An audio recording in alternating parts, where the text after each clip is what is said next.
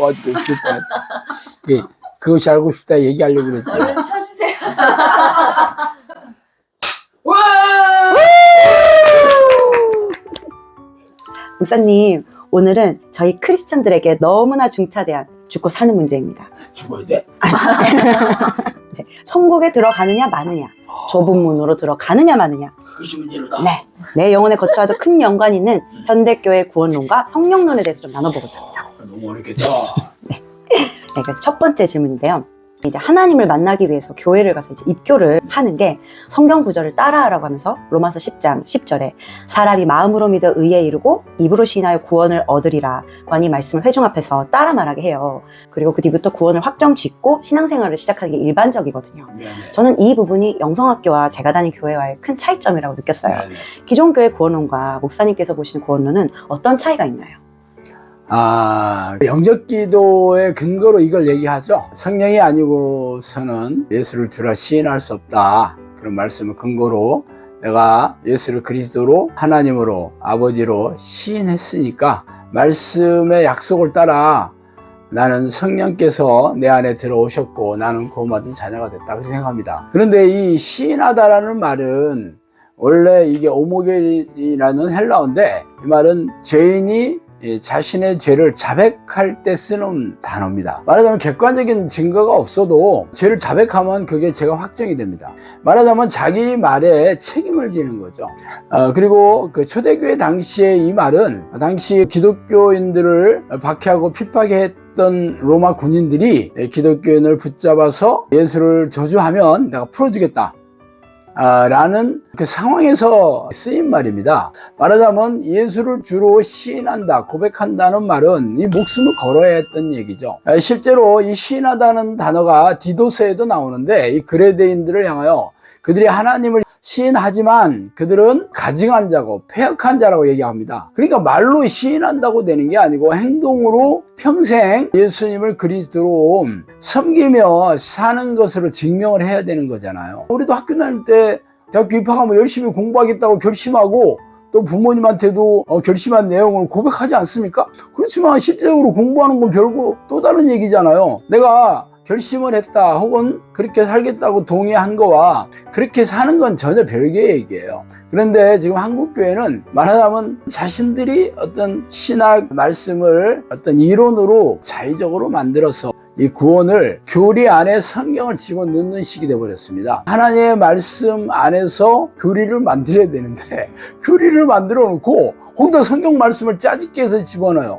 사실은 성경 말씀을 폄훼하고 난도질하고 있으니 엄청난 신성 모독이고 불경건한 일이 아닐 수 없죠. 설령 그렇다면 성령이 내 안에 들어오시고 구원받은 자녀라면 삶에서 증명해야 되지 않아요?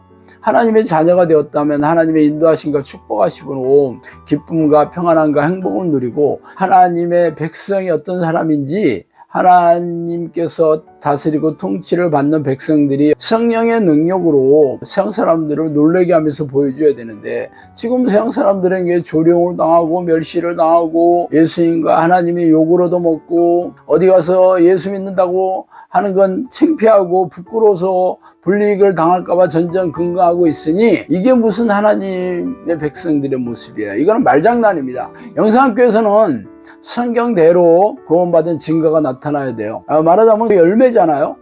성령의 열매, 성령이 안에 들어오셔서 하나님의 나라가 내 안에 이루어졌다면 성령의 열매가 맺혀져야 되는데 갈라디아서 9장에 있는 것처럼 거룩한 성품으로 변화해야 되고 성령께서 땅에서 우리에게 요구하시는 목적이 귀신을 쫓아내고 고질병을 고치면서 사탄의 권세하에 사로잡혀 있는 영혼들을 구해내서 하나님의 나라로 돌리는 이 영혼 구원 사회가 아니겠어요? 이 열매로 증명하지 않는 것들은 그냥 말장난입니다. 참 안타깝게 짝이 없죠.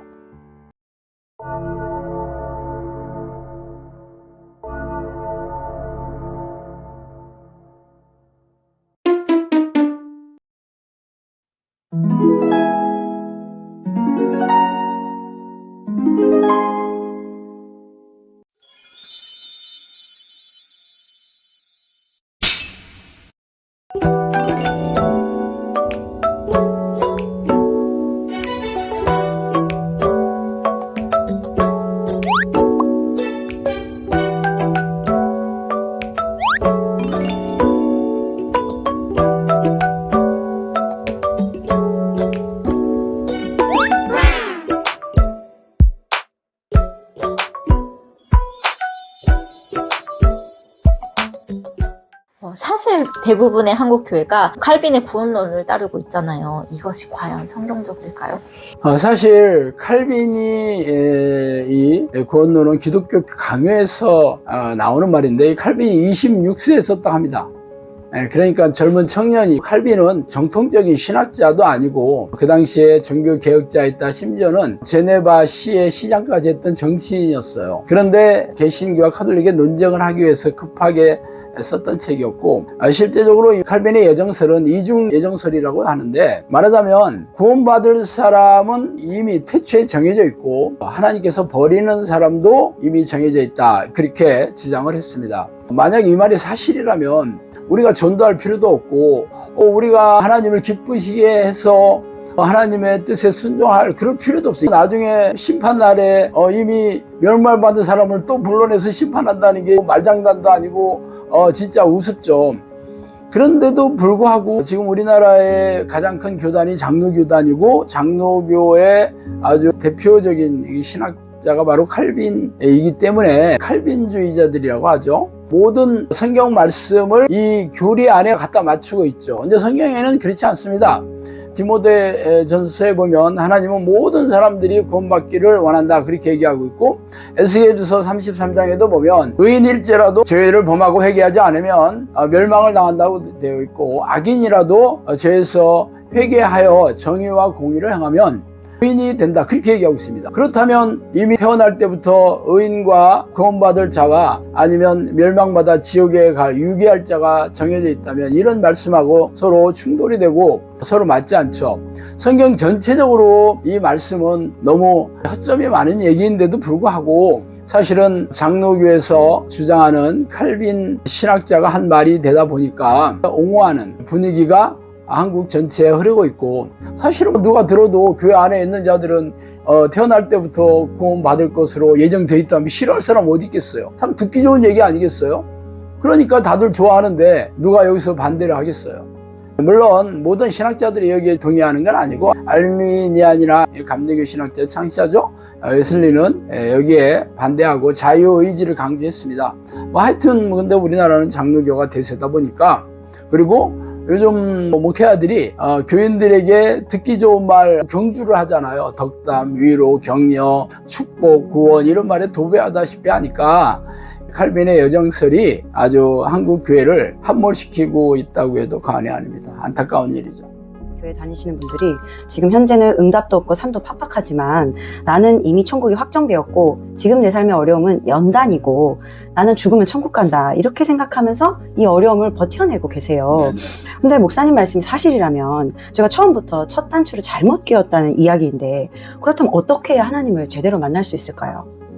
사실 한자어로 하늘 천자의 나라 국자죠. 이거 플러스 말이 하나님의 나라입니다. 성경에는 이 천국이 어느 지역의 개념이 아니라 통치자의 개념이라고 얘기하고 있죠.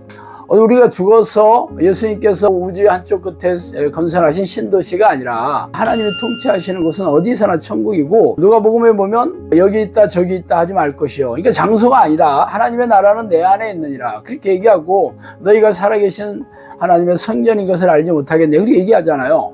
그래서 예수 그리스도의 영이자 성령이신 하나님께서 우리 안에 들어오시면 그 증거가 성령 안에 있는 의와 기쁨과 평안이고, 하나님의 나라는 말이 아니라 하나님의 능력, 성령의 능력으로 증명된다, 그렇게 얘기하잖아요. 그런데 예전에 내가 은혜도 받고 기도 응답도 있고 그렇다고 하는 것과 현재 내 안에 성령님이 나와 함께 계셔서 하나님의 나라를 누리며 천국을 누리며 살고 성령의 능력으로 드러나는 놀라운 하나님을 체험하며 사는 거하고 그게 어떻게 같을 수 있겠어요? 물론 하나님께서는 처음에 우리가 예수를 믿으면 이런 은혜도 주시고 응답도 주시지만, 그게 성령이 내와 동행하기 때문에 일어나는 그러한 기적들이 아니라, 하나님께서 우리를 불쌍히 여기사 우리에게 은혜를 주시고 응답도 해주신 거지만, 그게 과거가 아니라 현재 동일하게 일어나고 체험해야 되는 거잖아요. 그런데 대부분의 교인들은 평생 손가락에 뽑을 정도로 희귀한 응답이나 은혜도 사실을 들어보면 전부 자기 감정이죠.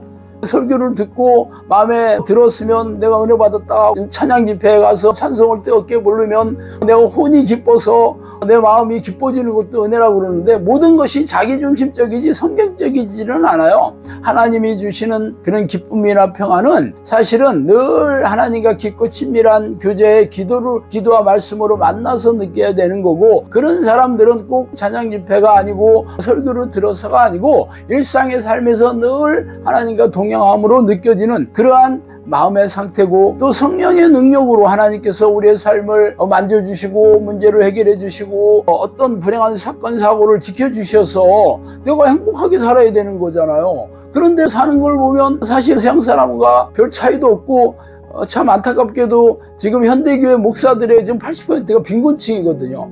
성령님께서 저한테 그랬어요. 내가 굶지 않도록 할 때에 내 길을 이루어 나가라고 저한테 얘기하셨거든요. 그리고 모든 사역의 필요나 삶의 필요를 전부 채워주시겠다고 저에게 얘기해 주시고 사역을 열어주셨어요. 진짜 성령님이 전지전능한 하나님이라면 자기의 종들을 그렇게 세상 사람들이 볼 때도 참 부끄럽고 창피하고 빈곤치게 허덕이게 살게 해준다는 게 말이 되겠어요? 그게 어떻게 세상을 지으신 하나님이고 세상 모든 것을 소유한 하나님이 자기 자녀들에게 이렇게 살게 해주신다는 건 말도 안 됩니다. 그런데 안타깝게도 현대교회는 사실 성경대로, 성령의 능력대로, 성경의 위인이 살아왔던 삶을 사는 사람들을 거의 볼 수가 없으니까, 이것을 증명해 주는 사람이 없으니까 다 비성경적인 얘기들도 자기들 주변을 살펴보니까 다 똑같으니까 그렇게 흘러가고 있죠. 참 안타까운 일입니다. 와!